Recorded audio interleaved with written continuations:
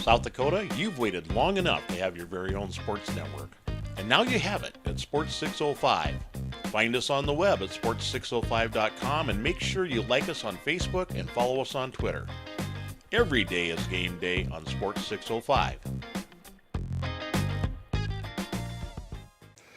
Well, hello everybody. Randy McKee here at Soccer 605, and I'm here once again with Dale Weiler. They had a competitive at Dakota Alliance. You know, all the talk around the state right now is about high school soccer, but there's a lot of other soccer going on. And, you know, I wanted to sit down with you and just, because I know your younger teams are out there, and I know your older teams are talking about when the high school season's done already. They're gonna. So why don't you give us a rundown on what's going on in the competitive side? Yeah, well, it's busy. I mean, like you were just saying, I mean, I feel like I go to practice every night, and then I head to Yankton Trail Park and watch high school games. So it's never ending, but that's the joy of fall, in my opinion. That's what I look forward to anyway as a coach, and just being a soccer lover is the fall season. There's everything that's going on. Yeah. And in terms of competitive, I mean, we're about 6 weeks in to the fall season for our U11 through U14. Our academy program, U9 and 10, they started a few weeks after, so they're about 4 weeks in. But, I mean, a lot of our teams have gotten an event under their belt.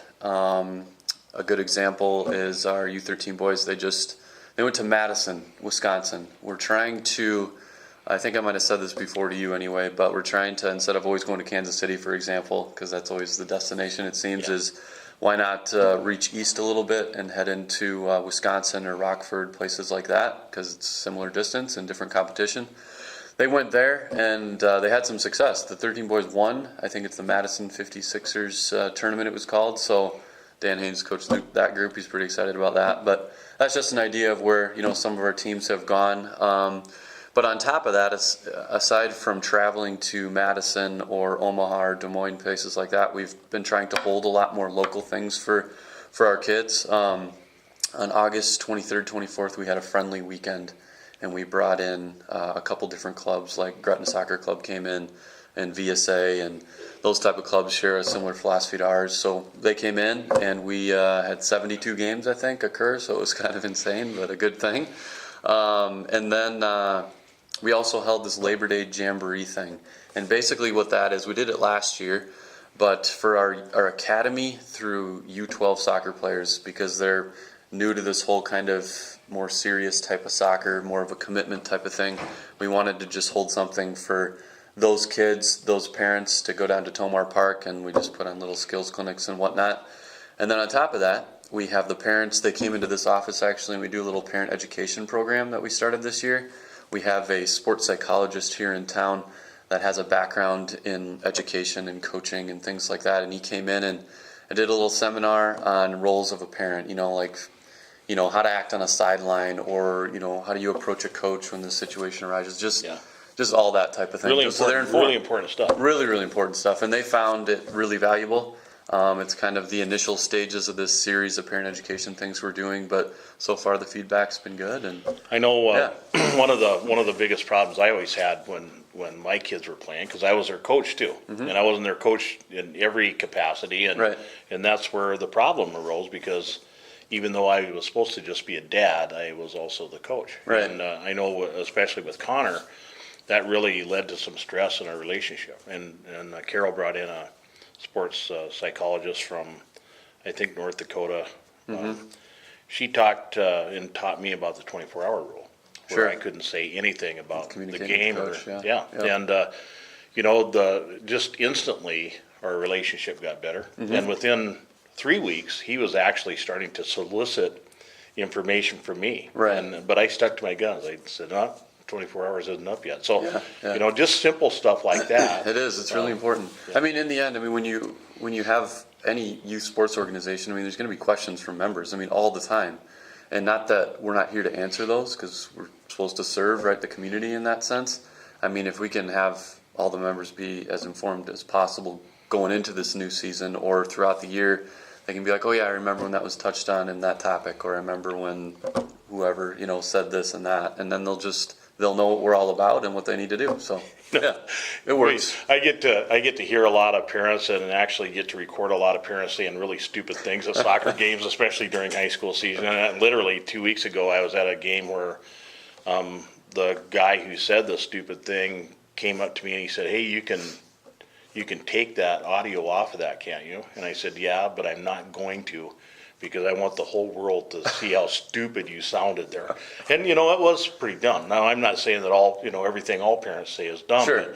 But I mean, we do have a role there. And it's not to criticize and it's not to coach, it's to cheer. Yeah, it's just about being informed. I mean, the more soccer you watch, the more games you attend, the more, stuff you read online about the game, I mean, then you're going to understand. I think it's maybe some of those more uninformed parents that are maybe new to the game or come from different sports where maybe it's okay to act in a certain way that it's a bit tougher for them, but yeah, it we'll is. get there. Yeah.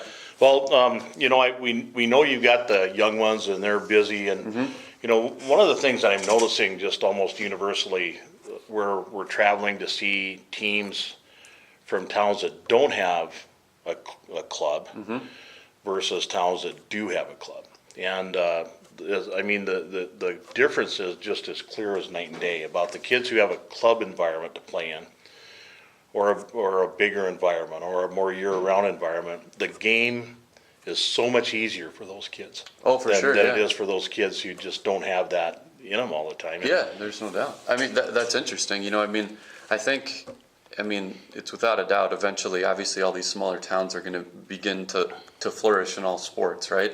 And when I think about towns like Garrettson or Hartford, even Worthington, Minnesota, they've got kind of a group that's participating in some things here. I mean, those communities are slowly growing, and the organizations there will eventually get bigger and bigger. And I think if we, just as our organization, or any organization for that matter, in youth soccer or sports, can kind of tap into those places and say, hey, this is maybe a model that has worked for us, or we know has worked for this community, and look where they're at now. It can only benefit the kids then, because then they have something that's more structured and whatnot. But, I talked to the West Central girls coach Friday, and right on camera, he said, one of our real godsends here and how we can be competitive and be in such a small town is Dakota Alliance has been working with us, but also so many of their players who really are important players in our team go play in those teams. And that community, I mean, it's really growing. I mean, I coach the U11 girls age group in the club. I think I have 5 Hartford kids on the team that'll eventually be, West Central. So it's growing, and it's good to see that they're reaching out to different avenues to, get those players a good positive experience. So, yeah. Well, Dale, before we know it, they're going to be handing out state championship over at Mitchell. And I know one of the things that we all look forward to after the high school season is getting our teams back together and getting them launched. Yeah. And so what are you guys going to have planned for those older kids? Yeah, we've kind of slated October 20th for our first day of high school, age teams getting back into training. So it gives them a week essentially off, which maybe isn't enough. But we don't have a lot of time then, before the indoor season starts. Really, it's 2 weeks from October 20th to the beginning of November, where we might get in 6-7 practices, and then you start the indoor part. But a lot of our groups, we tend to do at least one event in the fall of still 11 soccer outside. So a good example is 15 boys, will take them. They're going to go and do Socktoberfest in Omaha, Phoenix Soccer Club. We get along with them real well, and they hold a good event, and we went to it last year. So we've got a number of teams doing that. So that'll kind of be their one event that they kind of focus on for the fall anyway. And then for those little bit older groups where they might want to go to a showcase or do things like that, we've put the GSI showcase as an event out there for our 17s and up. 16 girls will go to it, or the NSCA showcase, which is another one down in Kansas City. And another cool thing is just last Thursday, I think it was, Tim Carter, who's at Shattuck, he reached out to us, and he's looking to put together just like a scrimmage with the U18 DA team that they have there with a group of boys from South Dakota, essentially from our club. So we're trying to put together a group to kind of travel over there and play them in October. We got to nail down the exact date and whatnot, but so that's a promising thing too, to have a cool little thing right after the high school season to get things kick-started. So it's going to be here sooner than we know it, but we all look forward to it because it's an exciting time for the, It is, for the and season. one thing this year I'm really excited about, because I used to take teams to Socktoberfest. Yeah. Actually, we were at the very first one, and Cool. always wish that we had something in South Dakota, and now we do. Yeah. Black Hills Rapids are doing Fright Fest, very first ones this year. Yeah, that's right. And I expect that some of these high school teams from around at least West River, and maybe from out here, will say, we want one last time together. And, Oh, sure, And to do it could something be like that that, yeah. we'll see a lot of teams. We're really hoping to promote that tournament, and we're hoping if you're watching this, if you don't have something going on, check out Fright Fest. I think it's October 24th, 25th, that Yeah. weekend. Should be a lot of fun. And Yeah. I know, and one wonderful thing is they have that adult open division and co-ed division, so Right. I think it's gonna be a great event, so. Yeah, we just, speaking of the Black Hills Rapids organization, we just met with their technical director a couple weeks ago, who's here in town because their daughter plays high school soccer. We just, sat down for an hour and just talked about, the direction they're headed and what we're doing and whatnot. And it sounds like things are really looking up there, and that's exciting for them. And, the more we can get both sides of the state, which we always talk about, to kind of come together and share that, same type of philosophy anyway about, player development, youth development, all that stuff. I mean, it's only a good thing. So it's exciting that they got things rolling there. So. Yeah, we're really, Yeah. we're really happy with what we're seeing there. People are really excited, and the teams are doing good, the kids are doing good, so I think it's all positive.